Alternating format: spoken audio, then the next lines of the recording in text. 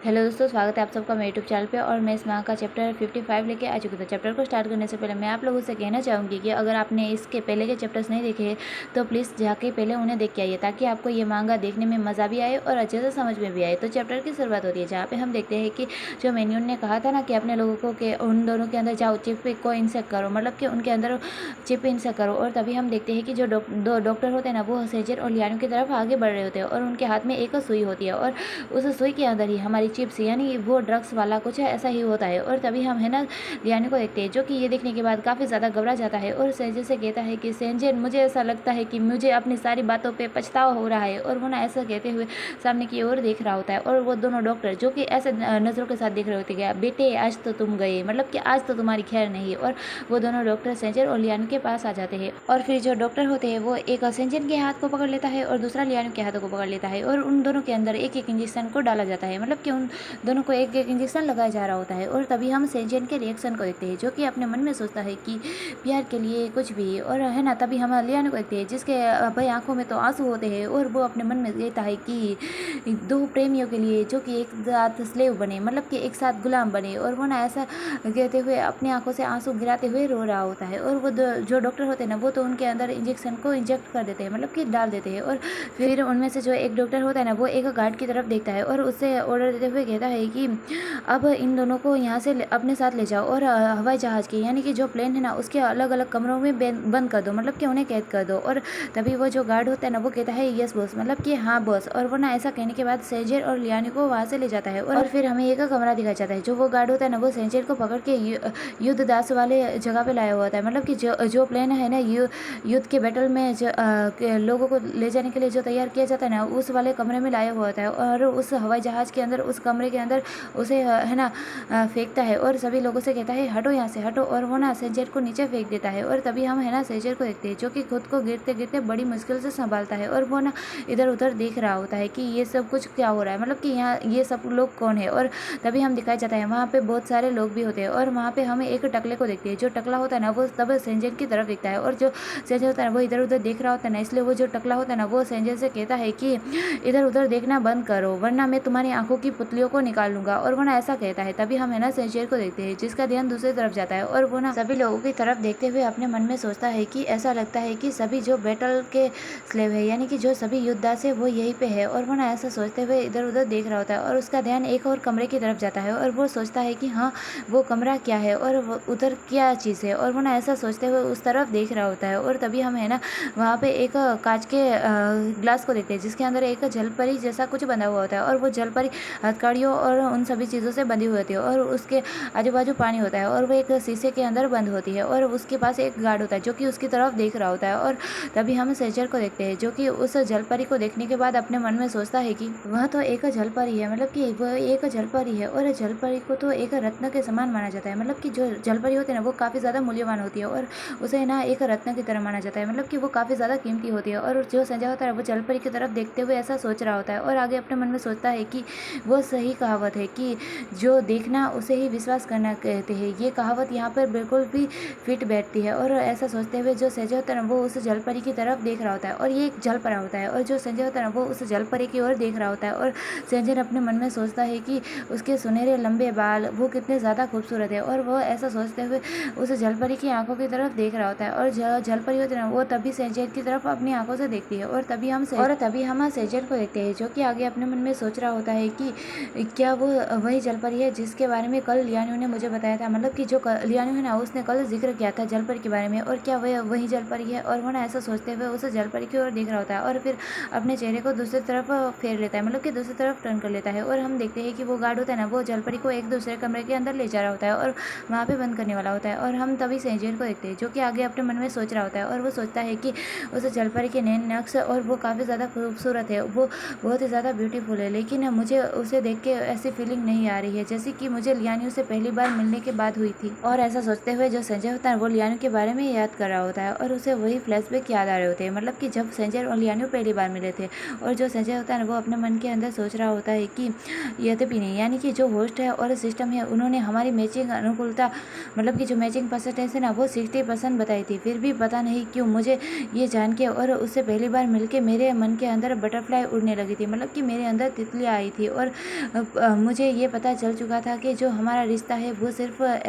इस जन्म का नहीं है, हमारा रिश्ता आत्माओं का मेल है और यही चीज़ है जो कि उसे सबसे अलग बनाती है और उसे सबसे अलग होना ही चाहिए था। और वो ना ऐसा सोच रहा होता है और उसे ना लियानियों की याद आ रही होती है और जो सहजय होता है ना वो अपने मन में सोचता है कि लियानियों अभी कैसा होगा और वो क्या कर रहा होगा और वो ना ऐसा सोच रहा होता है। और फिर हमें एक जहाज दिखाया जाता है, मतलब कि ये वही जहाज है जिसके अंदर सेंचर और वो सभी लोग कहते हैं और इन लोगों को पानी के रास्ते दूसरे जगह पे ले जाया जा रहा होता है। वो मैं पिछले चैप्टर में भूल गई थी, मतलब कि हवाई जहाज बोल दिया था, मतलब कि ये जहाज है पर हवाई जहाज नहीं, ये पानी वाला जहाज है। और जो पानी वाला जहाज होता है, मतलब कि ये जो बोट होती है ना, वो जहाज जा रहा होता है वो भी पानी के रास्ते से और वो सेंचर और उन सभी लोगों को दूसरे जगह पे ले जा रहा होता है और उन्हें बंदी बनाया हुआ होता है। और जो जहाज होता है ना वो एक पत्थर से जाके टकराता है जिस वजह से वो जहाज एक तरफ से झुकता है और तब हम जहाज के उस कमरे के अंदर देखते हैं जहाँ पे सेंचर को रखा हुआ होता है और हम तभी सेंचर को देखते हैं जो कि इंजेक्शन की वजह से अपने हाथों पैरों को भी नहीं हिला पा रहा होता है, मतलब कि उसे बहुत ही ज़्यादा कमजोरी महसूस हो रही होती है और वो अपने शरीर को भी अपने मन मुताबिक नहीं हिला पा रहा होता है। और वो ना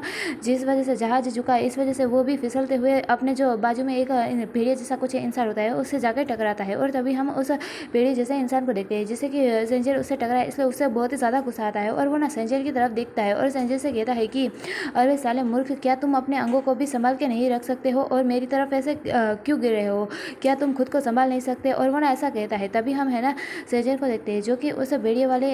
चेहरे वाले इंसान से कहता है कि तुमसे दूरी बनाए रखने से तो मुझे सबसे ज़्यादा खुशी होगी, मतलब कि मैं भी तुम्हारे ऊपर ऐसा नहीं गिरना चाहता हूँ और तुमसे दूरी बना के रखने इससे तो मुझे बहुत ही ज़्यादा खुशी महसूस होगी, लेकिन अफसोस की बात है कि मैं अपने अंगों को भी नहीं हिला पा रहा हूँ, इसलिए मुझे माफ़ करना, मतलब कि आई एम सॉरी। और वो ना ऐसा कहता है और जिस वजह से फिर से एक बार और जहाज झुकता है तो वो फिर से उस भेड़िए वाले इंसान से टकराता है और तभी है ना उस भेड़िए वाले इंसान को बहुत ही ज़्यादा गुस्सा आ जाता है और वो ना संजय की तरफ एक मुक्के से पंच बनाता है और वो ना उस पंच को संजय को मारने वाला होता है। और तभी हम संजय को देखते हैं जो कि अपनी नज़रों को दूसरी तरफ फेरे बैठा हुआ होता है और वो कहता है कि ये पूरा पिल्ला शोर मचाना बंद नहीं कर रहा है, ऐसा लगता है कि जो इसका मालिक है वो इसे कब से बाहर टहलने के लिए नहीं ले जा रहा है, इसलिए शायद ये इतना ज़्यादा शोर मचा रहा है। और वो ना ऐसा कहता है। तभी हम भेड़िए वाले इंसान को देखते हैं जिससे कि ये बात सुनने के बाद तो और भी वही ज़्यादा गुस्सा आ जाता है, मतलब कि उसका गुस्से का आसमान छू रहा होता है और उसे इतना ज़्यादा गुस्सा आता है कि वो सेंचर को एक मुक्का मारने ही वाला होता है। लेकिन तभी वहाँ पे जो दूसरा इंसान होता है, मतलब कि जो दूसरा लड़का होता है ना, वो उस भेड़िए जैसे वाले इंसान के हाथों को रोक लेता है और उससे कहता है कि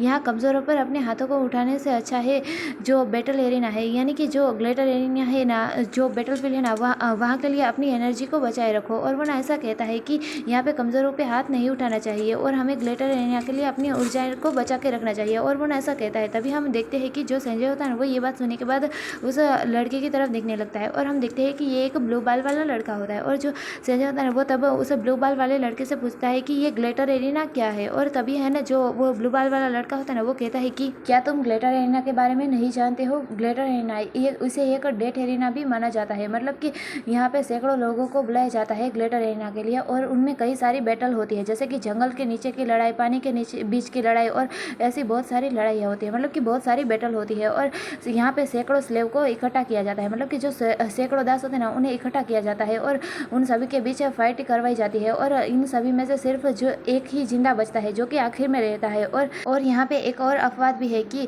अगर आप बैटल कर रहे हो उसके दौरान जो स्क्रीन पे आपको कई सारे लोग देख रहे होते हैं और आप उनके मनोरंजन का काम कर रहे होते हैं और उसी के दौरान अगर किसी को आप पसंद आ जाते हैं और वो आपको खरीद लेते हैं तो आपको यहाँ से जीवित निकाला जा सकता है। और वो ना ऐसा कह रहा होता है और आगे है ना उस बैटल के बारे में और इन सभी चीज़ों के बारे में सेजन को समझा रहा होता है, मतलब कि बता रहा होता है और कहता है कि अगर यहाँ पे जोड़ी में खेलने के लिए कहा जाए और मुझ पर कोई दबाव ना बनाया जाए और हमें अपनी जोड़ी यानी अपना जो पार्टनर साथ में जिसके साथ हम खेलेंगे उसे बनाने के लिए कहा जाए तो मैं आपके साथ गठबंधन बनाऊंगा, मतलब कि आपको अपनी टीम में लूंगा और मैं तुम्हारी सुरक्षा करने की पूरी कोशिश करूंगा। और वो ना ऐसा कहते हुए सेंचर की तरफ थोड़ी सहानुभूति के साथ देख रहा होता है, मतलब कि इस लड़के को ऐसा लग रहा होता है कि जो सेंचर है वो बहुत ही ज़्यादा कमज़ोर है और वो उसे इसलिए वो सेंचर से ये कह रहा है कि मैं तुम्हारी सुरक्षा करने की पूरी कोशिश करूंगा। और वो ना ऐसा कह रहा होता है और थोड़ी सहानुभूति दिखा रहा होता है। तभी हम सेंचर को देखते हैं जो कि उस लड़के की ये बात सुनने के बाद उस लड़के की तरफ देखते हुए अपने मन के अंदर सोचता है कि सुनने में तो ऐसा लग रहा है कि वो मेरी रक्षा करने के बारे में कह रहा है क्योंकि मैं कमज़ोर दिखाई दे रहा हूँ, लेकिन सच तो ये है कि बैटल के दौरान यानी कि जो युद्ध होता है उसके बैटल के दौरान अपना कोई सहयोगी होना ये कोई नुकसान की बात नहीं है। और वो ना ऐसा सोचते हुए उस लड़के की तरफ देख रहा होता है और हल्का सा मुस्कुराते हुए उस लड़के से कहता है कि आपका ऐसा कहने के लिए थैंक यू, मतलब कि तुमने ऐसा कहा इसलिए तुम्हारा शुक्रिया। और तभी हम है ना उस लड़के को देखते हैं जो कि कहता है कि डोंट वरी, वरी मतलब कि कोई बात नहीं, और वो ना ऐसा कहते हुए मुस्कुराता है। और फिर हम थोड़ी देर बाद का सीन देखते हैं। जो जहाज होता है ना वो चल रहा होता है और सभी लोग आराम से सो रहे होते हैं और जहाज चलते हुए जा रहा होता है। और तभी हम वहाँ पे सेंजर को देखते हैं जो कि है ना एक दूसरी तरफ जाता है, मतलब कि सबसे थोड़ा सा दूर होता है और अपने हाथ के पास से एक वॉच जैसा कुछ निकालता है और उसमें से एक फ़ोन मिलाता है और उसके सामने एक स्क्रीन अपेयर होती है और हम उस स्क्रीन के अंदर लियानी को देखते हैं। और जो लियानी होता है ना वो तब सेंजन को देखते हुए सेंजन से कहता है कि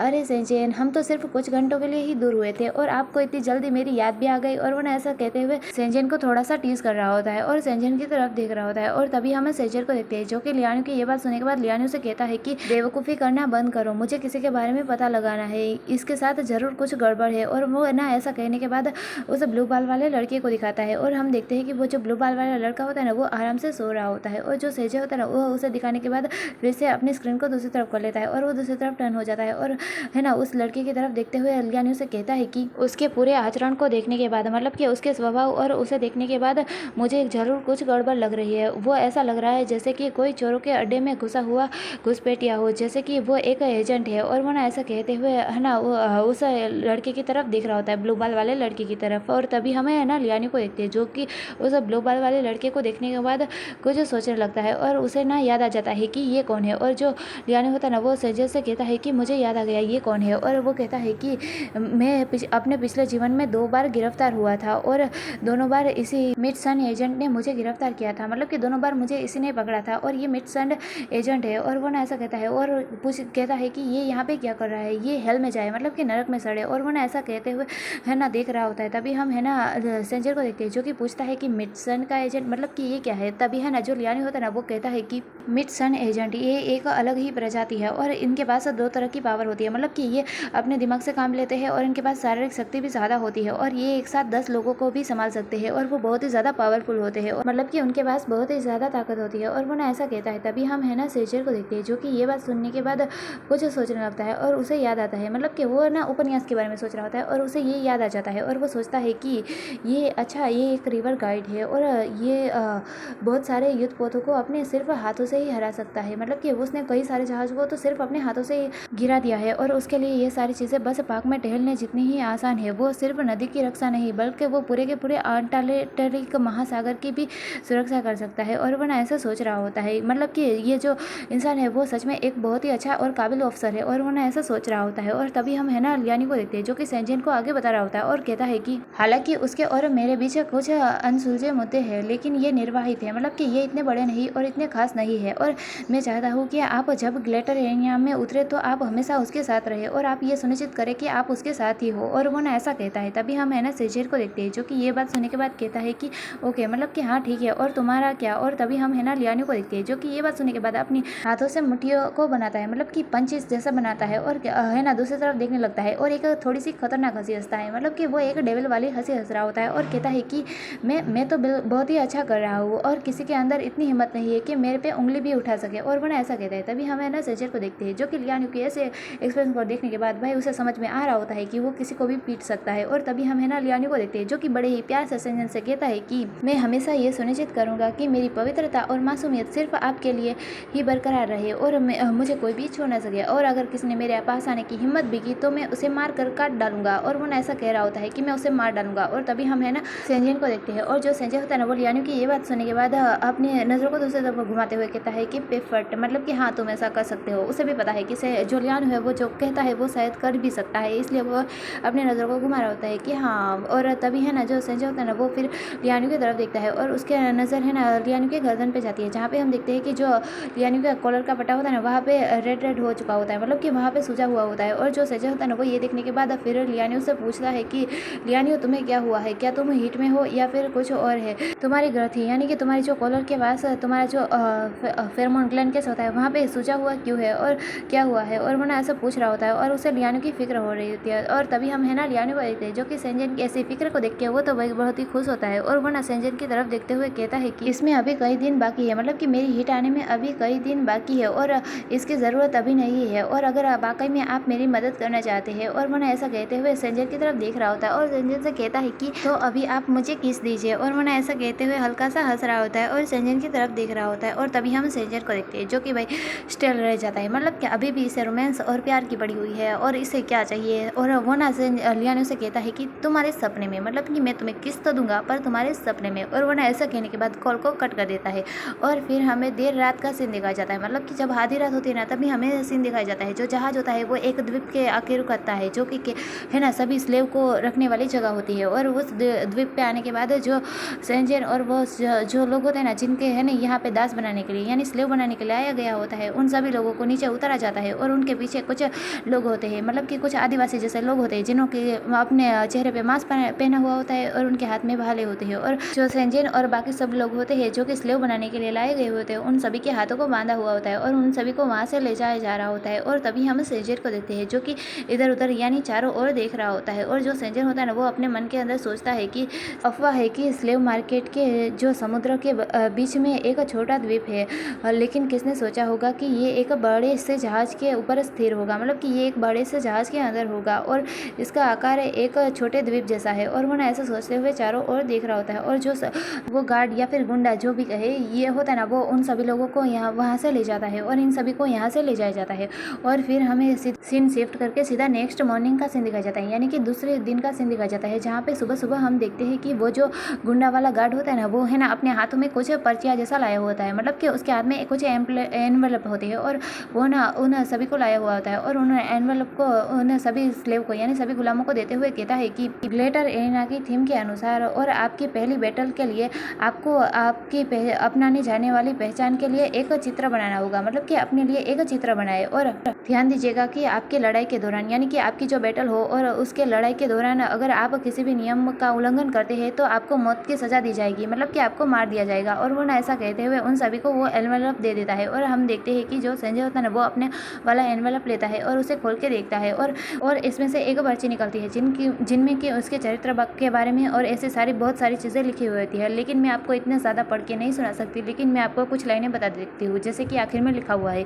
जो कह रहा होता है कि आपके पास कोई भी हथियार नहीं होगा और अगर आपके पास हथियार है तो आप उसका इस्तेमाल लड़ाई के लिए नहीं कर सकते, यहाँ तक कि एक कलम का इस्तेमाल भी नहीं कर सकते। और उसमें ऐसा लिखा हुआ होता है। और तभी हम सेजर को देखते हैं जो कि ये सारी चीज़ें पढ़ने के बाद वो अपने मन के अंदर सोचता है कि ये चीज़ें पढ़ने के बाद मुझे ऐसा लगता है कि ये चरित्र तो जैसे लियानो के लिए बनाया गया है। और अगर लड़ाई के बीच यानी कि बैटल में लड़ाई के बीच हम अगर किसी भी हथियार का इस्तेमाल ही नहीं कर सकते हैं तो लड़ाई का क्या मतलब है। मैं तो बस वहीं पे खड़ा रहूँगा और मौत का इंतजार करूँगा। और वो ना ऐसा सोच रहा होता है और फिर सोचता है कि नहीं, लियानो के लिए थोड़ा पसीना तो बहाना होगा। और वो ना मतलब कि मैं थोड़े से फाइट तो करूँगा क्योंकि लियानो के लिए थोड़ा पसीना तो बहाना पड़ेगा। और वो ना ऐसा सोच रहा होता है। और फिर वो ना अपने बगल में जो दूसरे स्लेव होते हैं ना, उन्हें देखता है, मतलब कि जो उनके साथ दूसरे लोगों को भी गुलाम बना के लाया हुआ होता है ना, उन्हें देखता है। और ये और कोई नहीं, ये ब्लू बाल वाला लड़का होता है और वही भेड़िए शकल वाला इंसान होता है। और जो संजय होता है वो उनकी तरफ देख रहा होता है। और तभी हम उन ब्लू बाल वाले लड़के और उस भेड़िए को देखते हैं जो कि अपनी चिट को पढ़ते हैं। और जो ब्लू बाल वाला लड़का वो अपनी चिट को पढ़ता है और उसमें लिखा हुआ होता है कि तुम एक सेक्स वर्कर थे, मतलब कि उसकी चिट में ऐसा लिखा होता है कि तुम एक सेक्स वर्कर थे और तुम पैसे कमाने के लिए अपनी बॉडी को सेल करते थे और तुम बस अपने पैर को फैलाया करते थे। और उन लोगों की चिट में ऐसा लिखा हुआ होता है। और ये पढ़ने के बाद वो भाई बहुत ही ज़्यादा गुस्से में होते हैं। और जो भेड़िया होता है ना, वो तो ये पढ़ने के बाद कहता है कि क्या बकवास है, क्या रेडिकुलस है, मतलब कि ये सारी चीज़ें क्या लिखी हुई है। और उसे ना गुस्सा आ रहा होता है, लेकिन वो क्या करे। और वो ना ऐसे पढ़ रहे होते हैं और उन्हें गुस्सा भी आ रहा होता है कि हाँ, हमने ऐसा कब किया, मतलब कि वो लोग तो ऐसे है ही नहीं और उसमें क्या लिखा हुआ है। और यहीं पे हमारा ये वाला चैप्टर तो पूरा होता है। और आने वाला चैप्टर काफ़ी ज़्यादा मज़ेदार होने वाला है, तो उसे देखना ना भूलना। और अगर आप लोगों को मेरी वीडियो पसंद आती है तो प्लीज़ इसे लाइक कर दीजिएगा, मेरे चैनल को सब्सक्राइब कर दीजिएगा। और फिर मिलेंगे नेक्स्ट चैप्टर में, तब तक के लिए गुड बाय।